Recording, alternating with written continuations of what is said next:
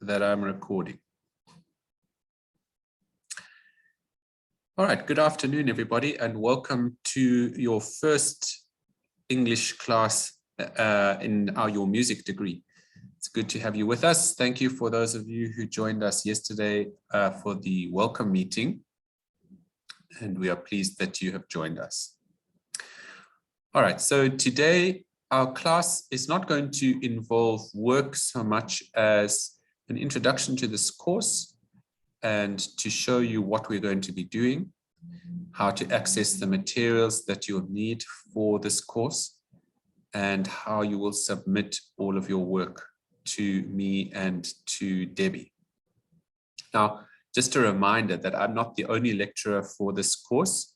Yesterday, you met Debbie. I think she was going to join us, but I'm not sure if she's here at the moment. If you are here, Debbie, you can unmute yourself. But Debbie and I co-teach this class. So I do 1 week and then Debbie does the next week. So next week, you will have Debbie teaching this class. Okay, and we alternate each week and you will have different assignments for each of us. So we'll talk about how to submit those assignments just now. Before we do that, I want us to get used to how a class online on Zoom will operate. So if you can have a look at the bottom of your screen and find the little picture that says reactions. It's got a little smiley face with a plus. And I just want to make sure that all of you can find that so that you know how to ask a question. So you'll see at the moment that Sandiso has his hand up. You can also put your hand up if you want to ask a question. And I want to make sure that you can all do that. So please find reactions at the bottom of your page. And I want you to raise your hand. Okay, and keep it up for the moment until everybody's got their hand raised. Good. I can see your hand for real, Linda, and your virtual hand. 6 people have got, 7 so far. We need another 9 people to raise their hands so that I can make sure that everybody's got there. Hello, Debbie. I see you there. We're just checking that everybody can raise their hand so that they know how to ask a question. Hi, AJ. Hi, everyone. Hello, Debbie. I'll introduce you properly just now. Sure.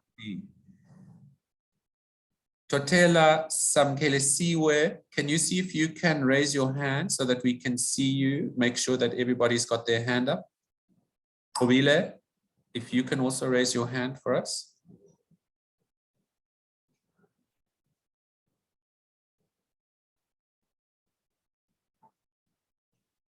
All right. Now, if you go back into the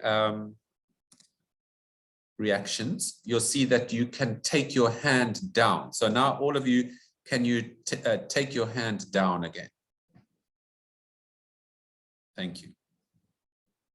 So if you want to ask a question at any time, you raise your hand.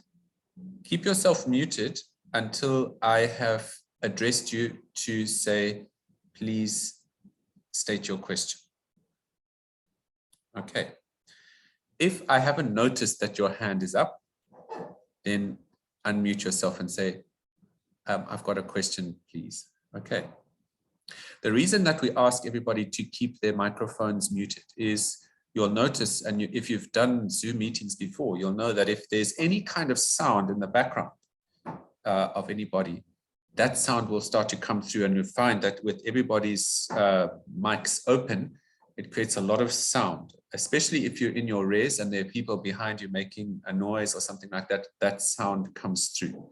So to make sure that everything is, that everybody can hear, we keep the microphones muted. Now, Sanele, you've still got your hand up. Do you want to ask a question?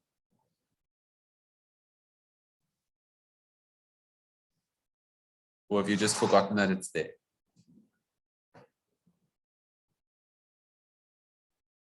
Okay, right. Now, let me just formally introduce Debbie. I spoke about her just now. Debbie and I co-teach this module. So this week is my turn to teach, but next week, Debbie will be teaching this class. And so you will get used to seeing us both. Okay. We have slightly different styles of marking, and we have different types of assignments that are due for each of us. Okay, so it's very important that you send the assignments to the right people. But as a general rule, when you are sending your work to us, I think, Debbie, you like to have it through email. Is that correct?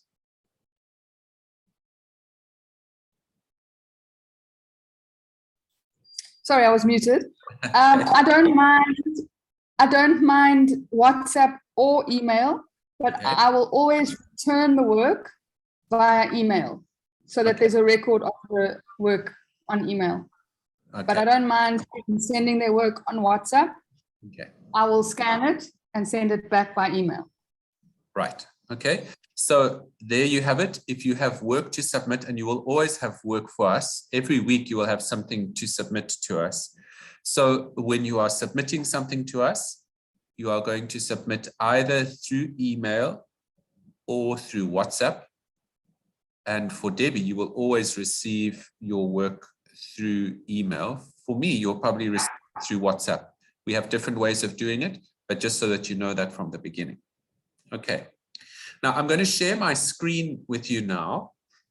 What I'm sharing with you is the Learn 22 page. If you can just tell me, I think you should be able to see it now. This is what you should see when you log in to Learn and when you click on Introduction to Academic English and Literature. You'll find it under this thing called My Courses, okay? And it's number MUSC 107. You'll click on that and then this course will come up. All right, the first thing that you'll see here are the module details or the aims. So let's talk about what we are aiming to teach you this semester so that you know what you're going to go away with when you've learned everything from this course. Our aim here is to equip you with the basic ability to express ideas in formal, spoken, and written English. So we'll be doing speaking in class, but we'll also be doing writing, because a lot of your degree is related to writing things down. Now, quite a few of you are used to writing messages on WhatsApp or as an SMS or on email.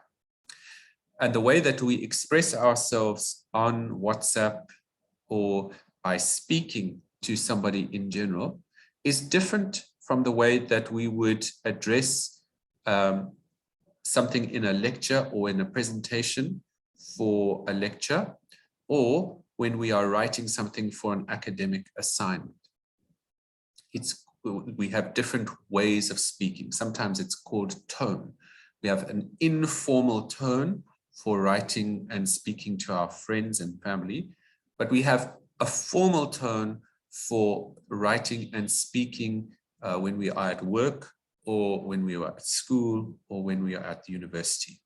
So we are going to be concentrating on formal spoken and written English because that's what we'll be using at university. For those of you who are going to do Zulu next year, and I'm not talking about the introductory course to Zulu, but for those of you who are mother tongue Zulu speakers, you will be learning formal, written, and spoken Zulu, not colloquial or informal language, but formal Zulu. Okay, many people who are Zulu speakers, mother tongue speakers, often say to me that the Zulu course here at UKZN is actually very difficult, even though they speak Zulu, because it's an introduction how to write in a formal and speak in a formal way. So we are going to concentrate on formalities here, okay? Our aims, there are 4 aims that we have. The first one is to make sure that you can be competent in reading and comprehending literature. Who can tell me what literature is? Who knows what literature is? You can open your mic if you know the answer and tell me what literature is.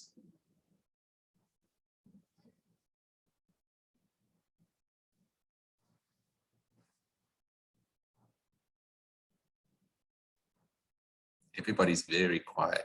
Sometimes this happens in a Zoom meeting because we can't see each other.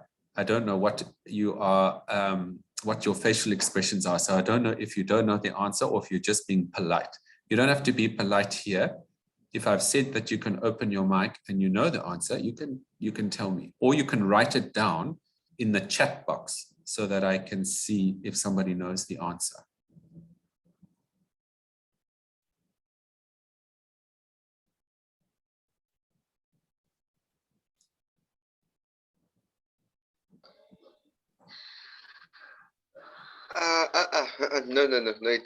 No.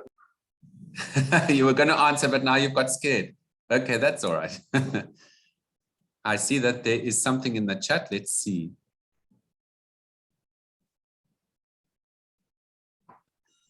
Sorry, AJ. Yes. You might be picking up on my message Okay. that I was writing. I'm actually going to leave now because you've introduced me. Sure. And I did say that I was preparing for another class right now. So I'm going to leave. But before I leave, sorry for the interruption, but can I just say to the Pop Voice students, I'm going to put the name and the contact number of Mbuso Ngumalo, who is the Pop Voice Ensemble teacher. So if you are registered for practical studies and you are a Pop Voice student, then you will be singing in the Pop Voice Ensemble. Please contact Mbuso Ngumalo as soon as possible. He is expecting to hear from you. I don't want to interrupt the lecture any further, but I'm going to just leave his name and his contact details in the chat box. At the end of the lecture, please just write it down. And after this lecture, please make contact with Mbuso. All right. And I will see you all next Wednesday when it's my lecture. Now, please go back and listen to AJ. Thank you, everyone. Thanks, Debbie. Okay. Literature is anything that is written down that you can read. So if you buy a newspaper or a magazine or a book or anything like that, it is literature. Anything that's written down that you can read. So one of our main aims is to make sure that you can read and understand things that are written down. Okay, the important thing is that you will probably know this. If just because you can read something doesn't mean that you can understand it. Okay, so we are trying to ensure that not only can you read something in English, but that you can understand it. That's very important, because if you don't understand what you are reading, you won't be able to answer the questions that are for it. The second of our aims is to start developing critical thinking. Okay, now, who knows what critical thinking is? What do the words critical and thinking mean? Anybody who has any ideas, let me know. You can open your microphone and tell me if you know.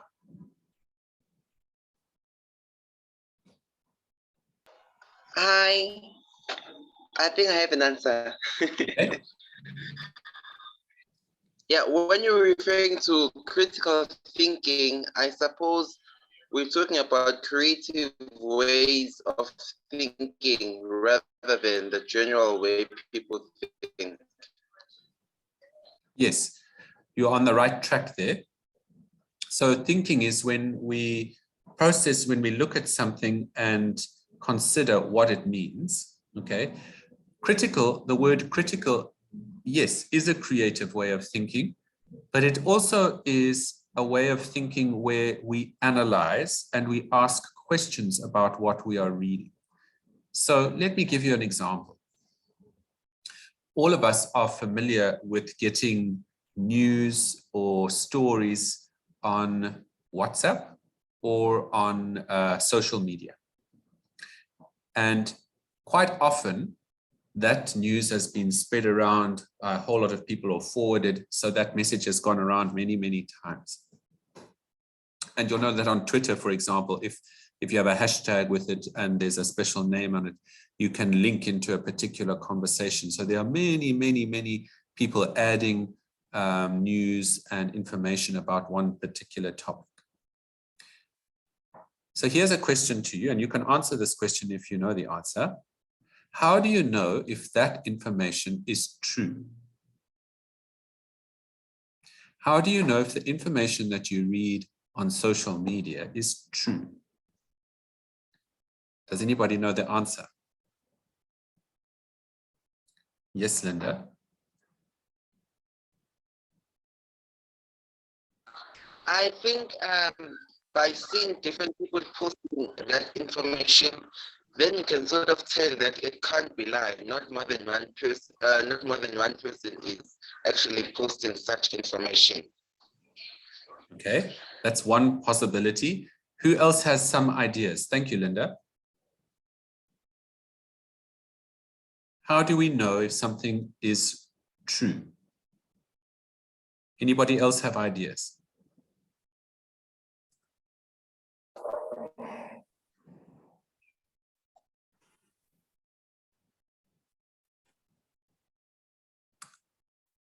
You're also quiet. You're about to speak.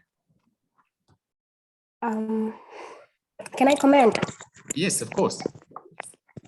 I think it is because you see it being posted, being published on the newspapers and also in the magazines, and also hearing it being said on the radio, and also being it can be also be put out on the televisions. Okay, so you are saying if something appears in an official way, if it's been published, or if it makes it onto the news or something that is official, it's likely to be true. Is that right? Yes.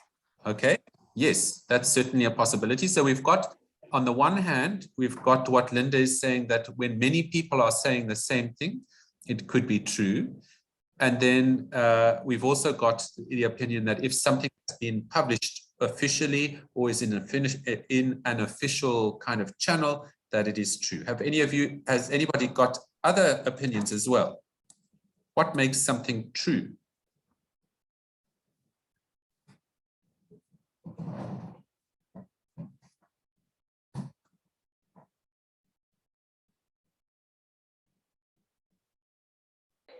Can I add in my answer? Yes. Another thing, I think, looking back or doing research on that particular article or something that's being posted, and when you look back to it, let me make an example. Let's say Zota Abantu was found maybe with drugs. Then then if you look back in her life, you can say, oh, she's always around clubs, she's doing such things with your research, and therefore you can also confirm it that this could be true, that she's selling drugs or she's doing anything not wrong. Okay. And then I see here that Totela is saying you can look at Google News. So if we look at what everybody is saying here, we've got a number of ways of deciding whether something is true or not. It could be that when many people are saying the same thing, it might be true. It could be that when you see something on an official network or in a published magazine or book, that it is true. It could be that if you look it up on Google News, it may be true. It could be that if you do research to see what is the background of the person who is being, or accusations are being made against a person, that the accusation could be true. All of those are valid. But we could ask a further question about all of those things.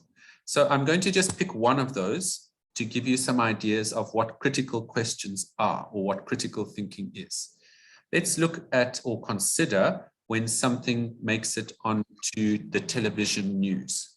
Okay, let's say you are watching SABC and you are watching the news and you see something on the news and you ask yourself, is this true? Now, a critical question will be to ask, who has put the news together? Okay, who put the news together?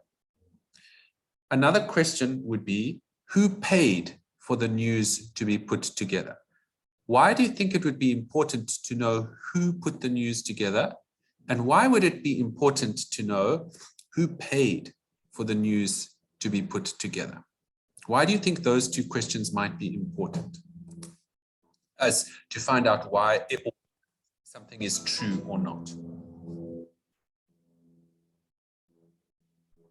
Yes, Linda?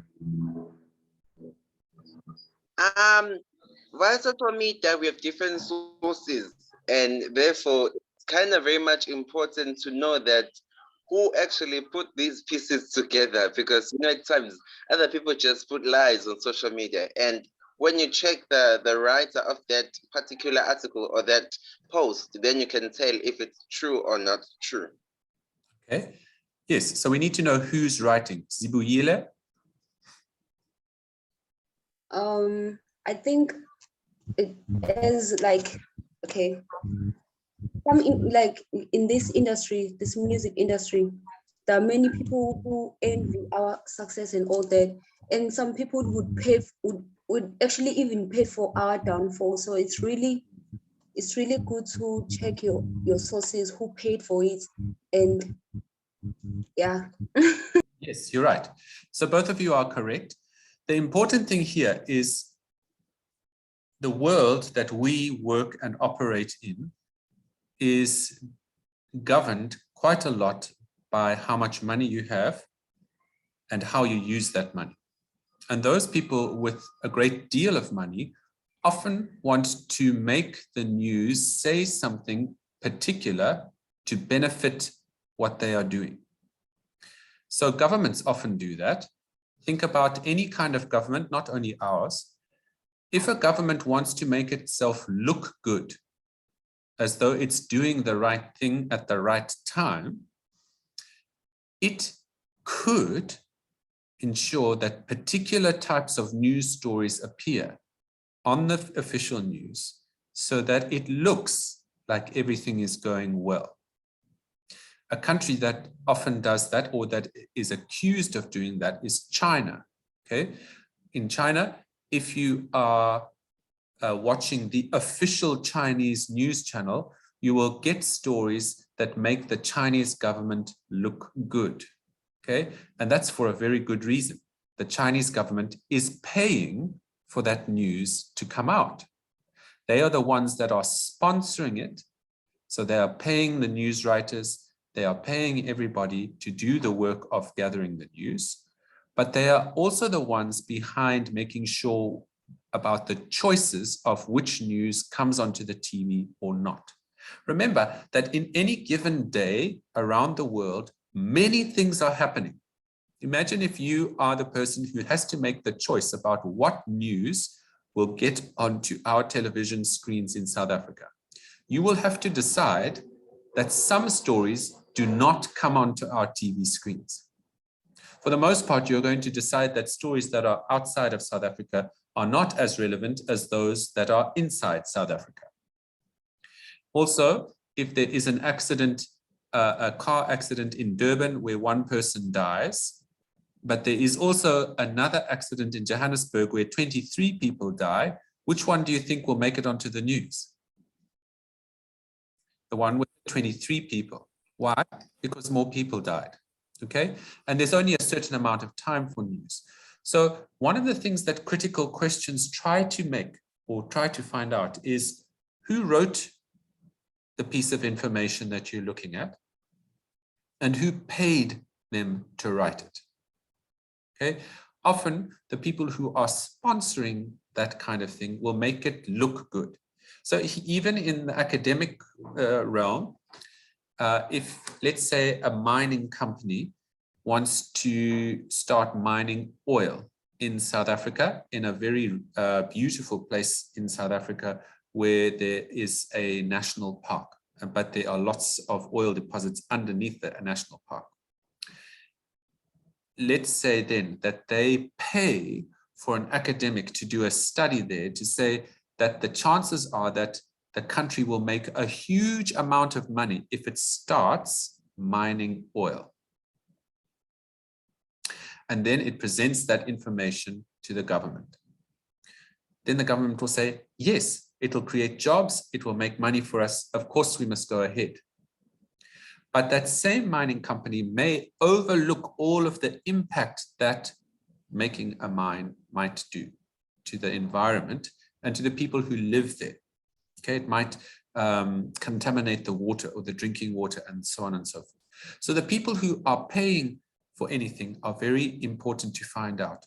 These are critical questions, and you can ask all sorts of critical questions about things, and we're going to learn about how to ask critical questions and how to answer them this year. That's our second aim.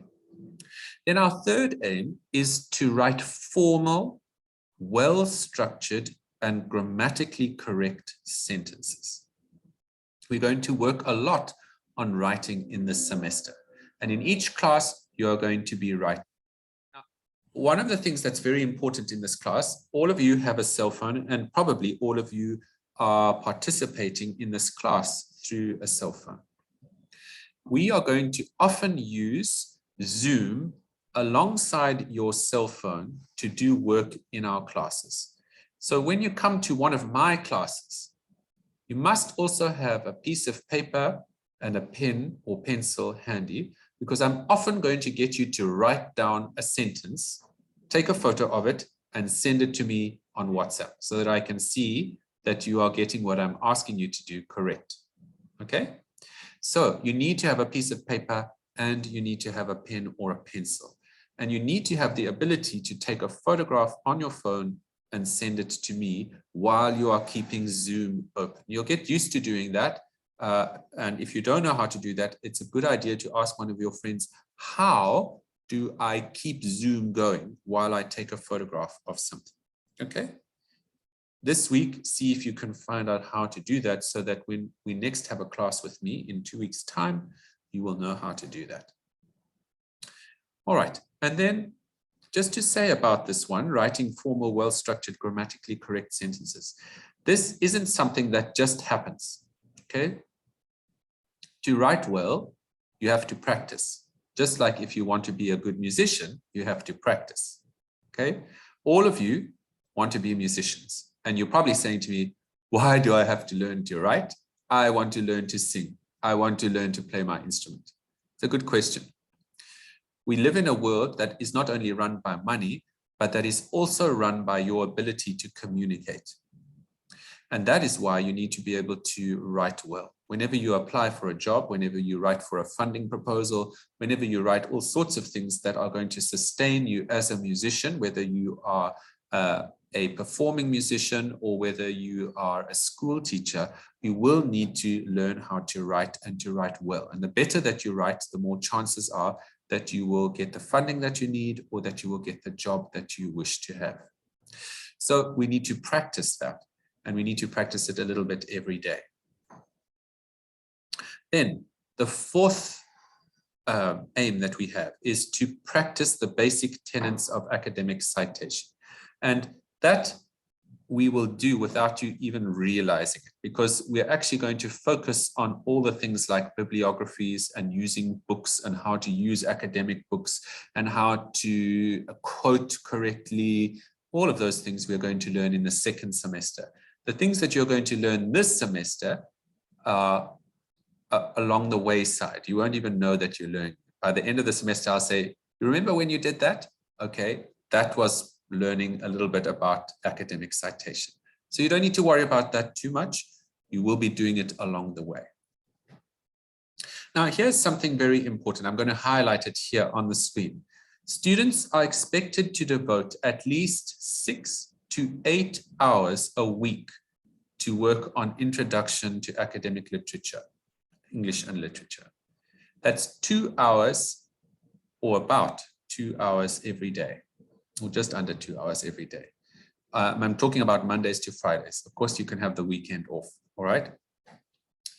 And why do we ask for so much time? Well, language, like music, is something that you have to practice. And for most of you, English is your second language. A second language is very, very difficult to master. I understand that. And all of us who are teaching you that understand that. We know that you are at a disadvantage learning in English, so we make allowances for that. But as you will see in your other course, there are also a lot of resources that we are making available in both English and Zulu, so that you get the best of both worlds. So that if you are Zulu speaking mother tongue, you will have the resources about music theory available in your mother tongue language, but also available in English, which makes you better in both languages. Okay, so that's an important thing for you to remember. Language takes just as much practice if you're going to be good in language as being a musician does. Okay, so you're going to practice every day on your instrument or with your voice, and you're also going to practice a little bit on your English. How do you practice English? The best way to practice English is to read it. Now, I know students, I've been working with students for many years, for well over 10 years now. And I can tell you the same thing about most of you. You don't like to read. I can assure you, if I were to ask you now, how many of you read or have read a book this week? I don't think any of you would be able to put up your hand. Has anybody here read a book? You have, Linda. Has Zotani read one? Very good. Wow, I think this is the first class where I've had people who have read a book. Okay, that's very good to know. The more that you read, the better you will become in whichever language you are reading. And the reason for that is that the more you read, the more you see how people use that language and how they write it. And the more that you see how they do it, the more likely it is that you yourself will start to do it like that. Okay, we all learn by imitating at first. We all have to start by copying somebody, all right? And when you read somebody who writes English well, or who writes Zulu, or Xhosa, or Sotho, or Setswana well, then you yourself will start to write in that language well. So part of your practicing is to read in English. And you can find things to read all over the place. You can read a newspaper, or you can read something online. Okay, there are all sorts of things online that you can read. And there are things that are very good online that you can read. And if you're looking for something to read which is for free, you can tell me and I will link you to things that you can read. The only disadvantage of reading things online, those of you who use your cell phones often or your computer screen often, you'll know that your eyes get tired after a while if you look at your computer or your cell phone for too long. So I always recommend to people that they use a real book. And you know that our UKZN library has many books to read, well over 10 or 12,000 books in our library for you to read. So that's more than enough to find and to enjoy. All right, now, one of the things that I asked you for today was to download this thing here called Module Worksheets. If you click on it, it will open for you. Let me just see why it's not opening. There we go. And you will find our worksheets for this semester. Ah, I see. Anela, do you want to ask a question? I see your hand is up. Oh, I pressed it by mistake. That's all right. I just wanted to check if you wanted to ask a question. Okay. Here's something for you to read this week. You see this whole first page here? Look at that. There's a whole lot to read there. But I do want to go over some of these things to make sure that you understand. You know about the 16 credits. I told you about that yesterday. Okay. Now, one of the requirements of this module is submit a worksheet every week. So every week you will have a worksheet to submit to us. And this document that you have downloaded is the collection of worksheets that you will need to submit. I'm going to go through them now so that you know what to do. All of these worksheets count towards your marks. Okay, and you'll see that all of them are worth 25 marks each. So if you don't submit a worksheet, you will lose 25 marks. Okay, that's just the way it works. It's in your best interest to submit all the worksheets. Have a look over here. Do you see it says no late submissions will be marked? And your worksheets for each week are due on the Friday of that week. So let's say you don't have a worksheet due for today or this week, okay? So you're off for this week, but from next week, you will have a worksheet due. And on the Monday of that week, you will receive instructions about what you have to do that week. Included in those instructions will be which worksheet you have to do. On the same Friday of that week, so if you've got Monday, Tuesday, Wednesday, Thursday, Friday, you have to hand in the worksheet on the Friday, okay? That gives your lecturer the weekend and a couple of days to mark that and get it back to you. All right. How do you submit? We've spoken about that very briefly already. You can submit either through WhatsApp or through email. And you've got my email address. If you need Debbie's, I can give that to you. I put it on our WhatsApp group. Okay. Preferably, we would like that to be submitted as an MS Word document. So this thing over here is a PDF, but most of you should have access to Word. If you don't have access to Word, what you'll need to do is to get access to a LAN online, not online, on campus, so that you can type your answers to your questions. Another way which I will accept is if you use your cell phone. I don't know if any of you have got this on your cell phones. I found it very useful. I've got a Samsung phone, but I've got this thing called Samsung Notes, and you can type things on there. You can send that as a document to either me or to Debbie. So if you haven't got MS Word, but you've got a note-taking app, you can write your answers on there. All right, you already know that you're going to receive all of your communication about this module through WhatsApp. And for all official communication from the university, you're going to receive it through your university email address. So many of you have got a Gmail or a Yahoo address, but anything to do with the university and anything to do with the marks for this course will come through your university email address. Here's something important. What happens if there is an emergency and I cannot submit a worksheet on time? You must then inform both of us, that's me and Debbie, before the submission date. That's the Friday, okay? So if you, because the reason we do that, okay? Let's say you are given your assignment on Monday. The idea is that you work on that throughout the whole week. If you are silly enough to leave it until Thursday evening, or let's say you actually haven't done it and it gets to Friday, and on Friday afternoon, you suddenly have to do it, but you fall and break your arm and have to go to hospital and get that all sorted out. That is an emergency, but we will ask you, why haven't you done any work on it yet? Okay, the idea is that you are working on your worksheets throughout the week to ensure that they are finished well in time. So don't leave things to the last minute. It doesn't serve you well.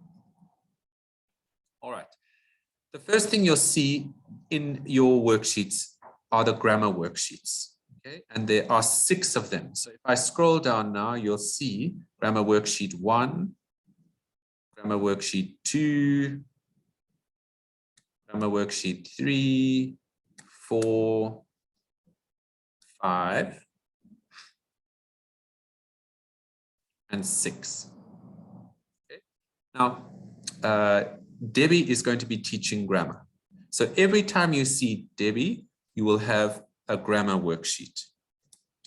I am going to be teaching literature. Okay, so when you get a reading worksheet, or when you see me, you're going to have a reading worksheet. The reading worksheets are after the grammar worksheets. So all of the grammar worksheets are together, all of the reading worksheets are together. Okay, Here is reading worksheet 1, 2, 3, 4. Okay, and then there's the last one, 5. So just remember that even though all of the grammar worksheets are together and all of the reading worksheets are together, you're actually going to swap between each of them every week. So you'll do grammar worksheet 1, then the next week you'll do reading worksheet 1. Then you'll go back to grammar and do grammar worksheet 2. Then you'll come back to reading and do reading worksheet 2. Okay? So that's how that works. Another thing that you'll see here is that after each question, it tells you how many marks there are. Let's just have a look at reading worksheet 1, and I'll go through how these are set up.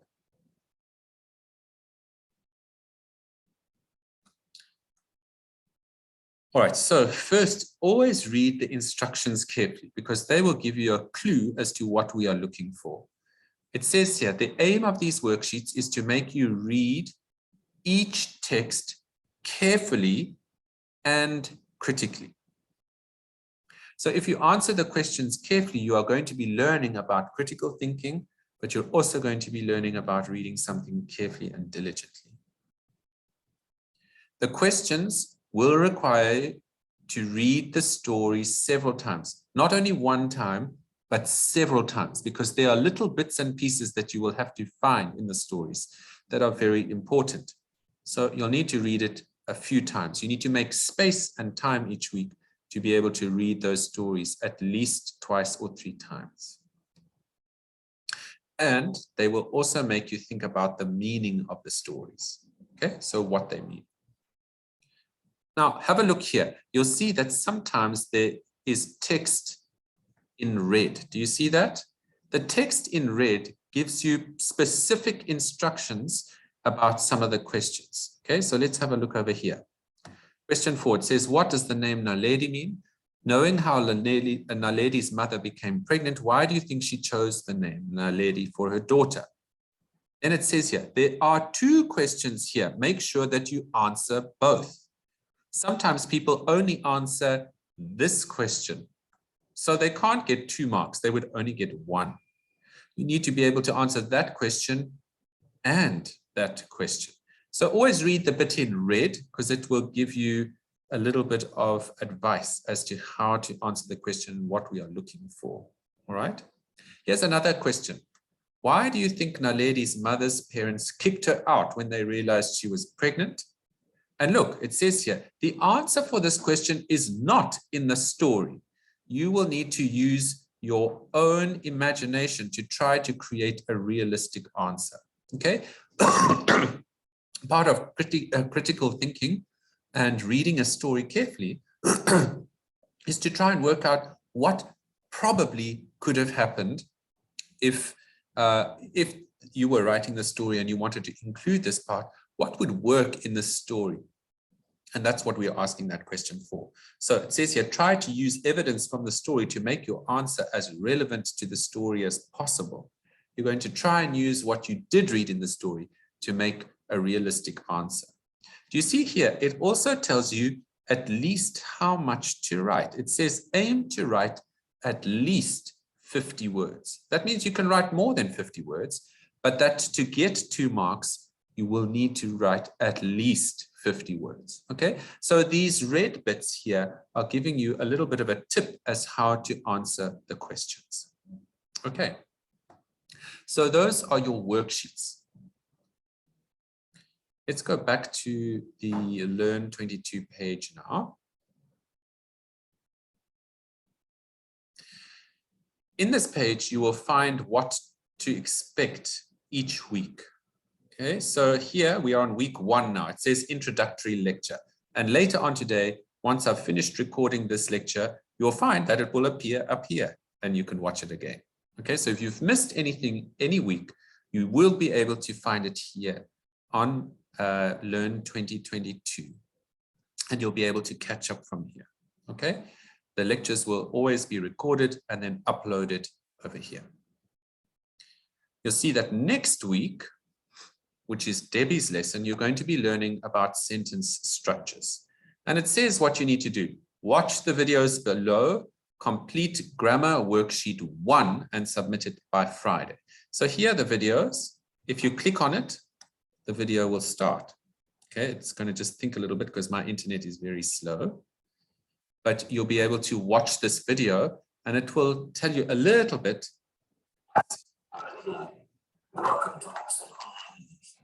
Okay. So you'll be able to watch those videos and see what they're about. And there are 2 videos in the first week. Now, today is Wednesday, right? You will get the instructions for each week on Monday. Our expectation, that's my and Debbie's expectation, is that if there are videos to watch, you will watch them before the class on Wednesday. That means you've got Monday and Tuesday to watch those videos, and even Wednesday morning. You need to watch those videos before your class, okay? So when you come to your class, you must have watched those videos in preparation, and we'll expect that you will know what is in those videos. All right. If you have questions about those videos, write them down so that you can ask them in the class. As you can see from this class, if you want to ask a question, you are always welcome to. And if you think that your question is silly or you're a bit scared that your question is not relevant, send it to me personally or to Debbie personally on WhatsApp and we'll answer it through there. My experience, though, is that people who think that their question is silly is actually that many other people have the same question and they are too scared to ask it. So I would really love you to be asking your questions. It doesn't matter what kind of a question they are. I will listen to it and I will try to answer it. One of the other things that you will find out about university is that sometimes I can't answer a question because I don't know. Okay? It's perfectly all right to say, I don't know what the answer to that is. That's part of learning about the world that we live in. But what I'll usually do is try and find out from you. You may already have discovered that sometimes when you ask a question about registration, I don't know the answer, but I try to find out for you. All right. That's the same in these English classes and in the music theory classes. So don't be scared to ask questions. You are always welcome to ask questions, especially if you don't understand something, because we really want you to feel as though you can understand and that you can learn. Here is, you'll see week 3. Week 3 is with me. It's a reading week. And it says, read the story below, complete the reading worksheet. Here's the reading. If you click on it, you'll see that once my computer has thought about it, it comes up with the story that you have to read, My Father's Eyes. Some of you asked a couple of weeks ago, can I start reading this? Yes, of course you can. You can read any of the stories that you like. So there it is. The story is there for you to read. Okay. So when you need to read something, it is already online, ready for you to read and download. Okay. So that's how this course works. And you'll see if you scroll down, it goes through all of the different weeks and it says exactly what you need to do, which ones you need to read, which you need to watch, and so on and so forth. Okay. So far, are there any questions that you want to ask before I start finishing up?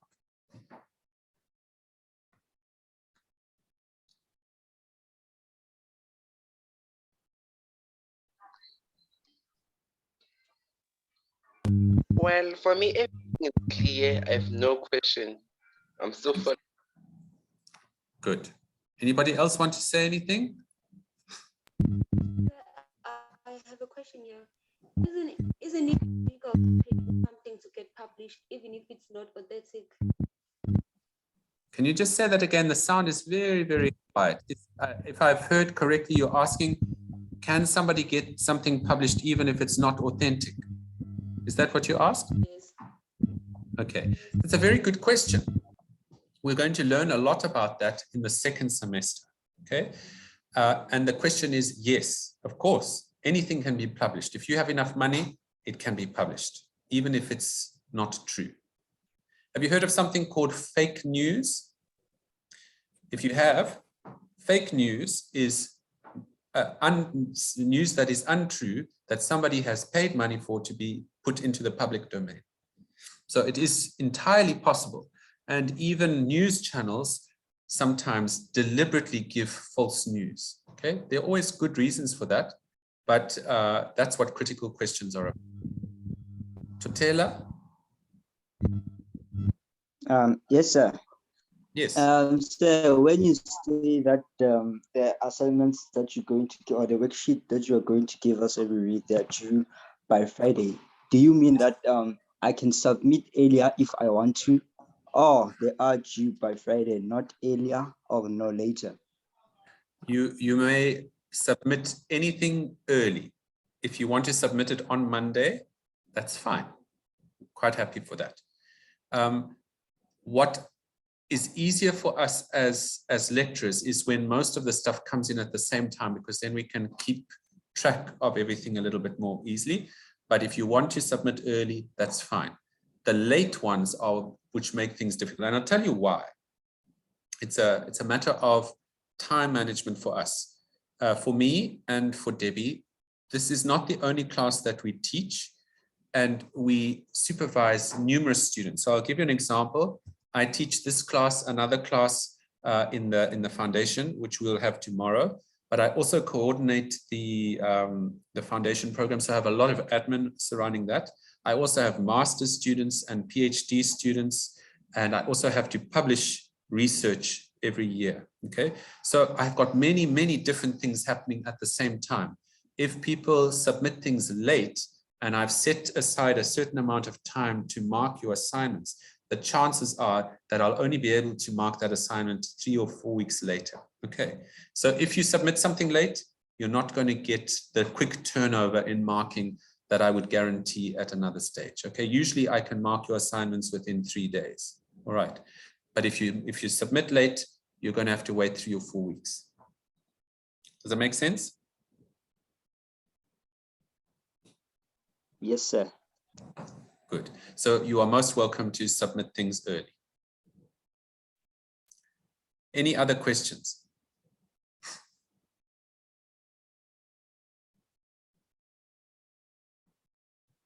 I just want to, yeah.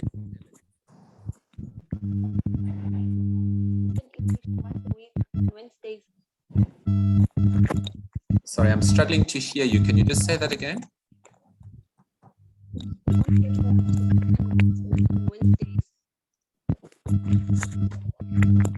All I'm hearing at the moment is Wednesdays. Can you write down the message in the chat, your question in the chat, so that I can try and answer it? Might be a problem with my internet. I'm sorry if it is. While we're waiting for that question to come through, I want to just point out a very, very important thing, which I'm going to come back to many times during this year. At school, often people are required to learn something by heart and then to reproduce that in an examination. At university, we are not looking for that. At university, we are hoping that you are going to create your own answers using your own words. Our aim through the next 3 or 4 years while you are at university is to help you to express yourself according to your own ways of finding out information and defending whether that information is true or not. We are not hoping that you will always be copying somebody else. Anybody can cut and paste from the internet. I have a 5-year-old son. If you look at my WhatsApp profile, the little boy next to me is my son, he's 5. He can already cut and paste from the internet. If a 5-year-old can do that, then we know that that's not a particularly important skill. It's a very easy skill.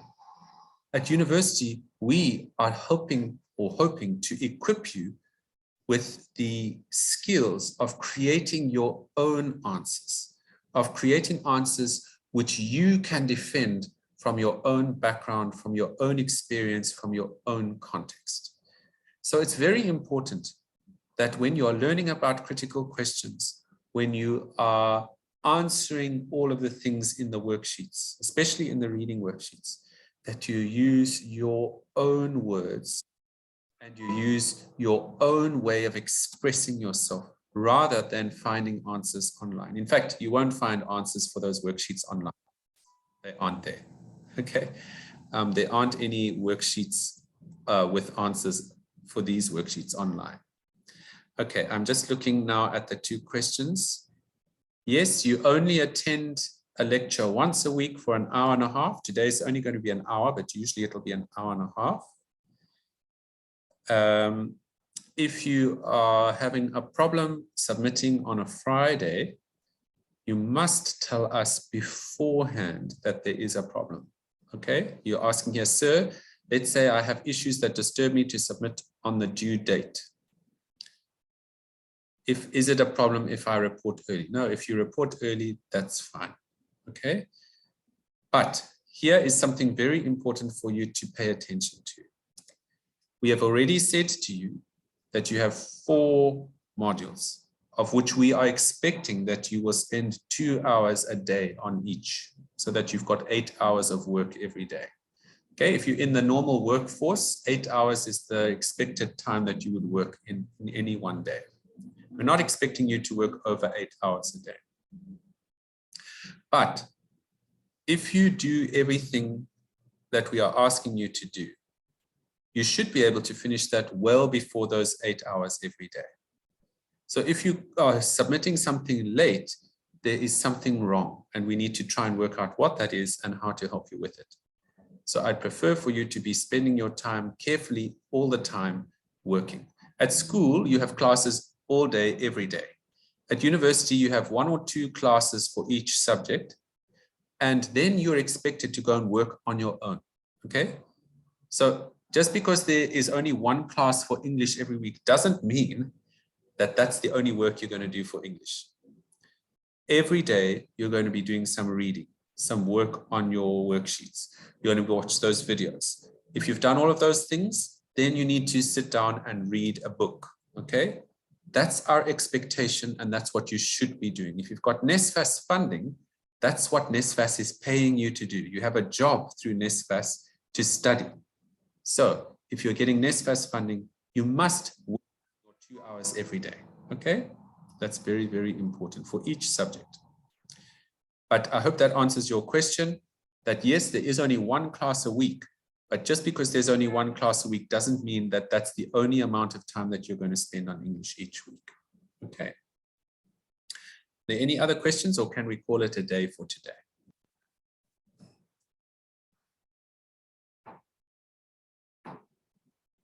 So Tani?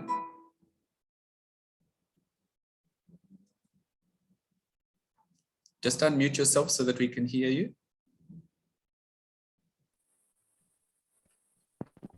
Oh, sorry, Sam. I have a question. When did you start reading about another modules? The one left 2? The other modules that you are doing? Yes. So tomorrow we'll be introducing you to the theory module, okay, or the fundamentals module. That also meets once a week, but the expectation there is the same, that you are working on that module for 2 hours every day. And then the practical module, practical studies, that one, you should be contacted by your teacher for that. So I'm just going to look for you. You are African music and dance. So Dr. Opondo, Yes, should have got in contact with you about your practical lessons. Have they managed to get hold of you yet?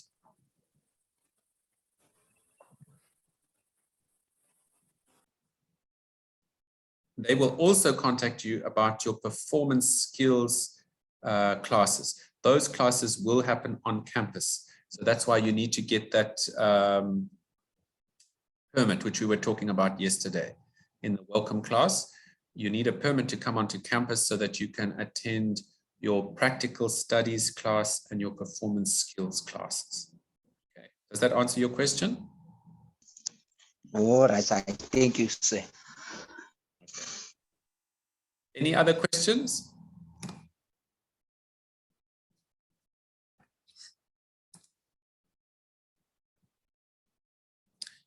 Sina Temba is asking if the practice rooms are open. As far as I know, they are open, but I think that there seems to be a problem with your student cards in opening the practice rooms. There's a turnstile gate there where you need your student card to, you press your student card on the magnetic strip and then it opens up the turnstile gate. And it seems that the foundation students are not getting access, but I'm following up on that. I'm not sure if what I asked yesterday for the IT people to enable it has actually been done, but we can try. You can try and see if it's open. Otherwise, it probably in the next 48 hours or so should sync with all of those details. It sometimes takes them a little while just to get onto the system. Anele, you're asking about, you can choose your own books. You're welcome to choose whichever books you would like to read. Okay, so the stories that we've chosen for you that are part of this course are written by a South African who comes from a township background. And so they're very, very interesting stories.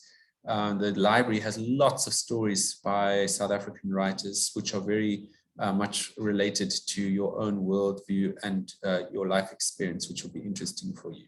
So I recommend that you go to the library on campus to see if you can find some books. And if you're struggling to find something, then tell me and I'll see if I can find something for you.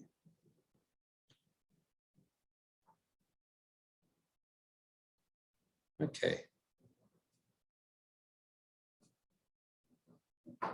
Good. Thank you for your time today. Is there another question?